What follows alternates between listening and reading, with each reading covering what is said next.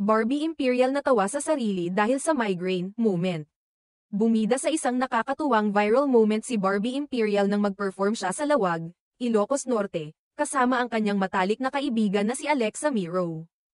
Ang kanilang pagtatanghal ng kantang Migraine ng Moonstar 88 ay naging usap-usapan sa social media dahil sa kanilang sabayang pagkanta na nagdulot ng kalituhan sa lyrics.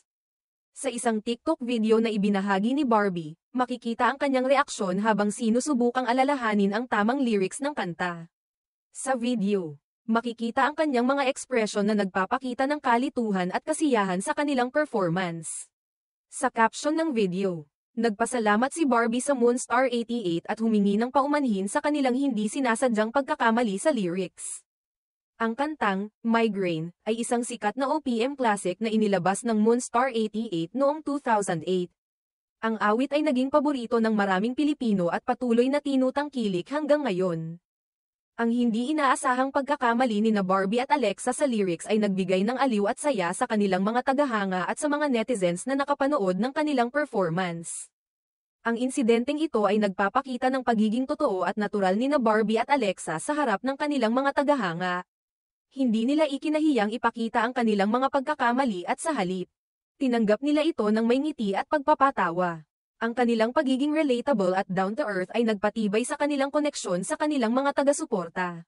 Sa kabila ng kanilang pagkakamali, ang performance ni Barbie at Alexa ay naging isang memorable na karanasan para sa kanilang mga tagahanga. Ang kanilang pagiging open at honest sa kanilang pagkakamali ay nagbigay inspirasyon sa iba na tanggapin ang kanilang mga imperfection at magpatuloy sa paggawa ng mga bagay na nagpapasaya sa kanila.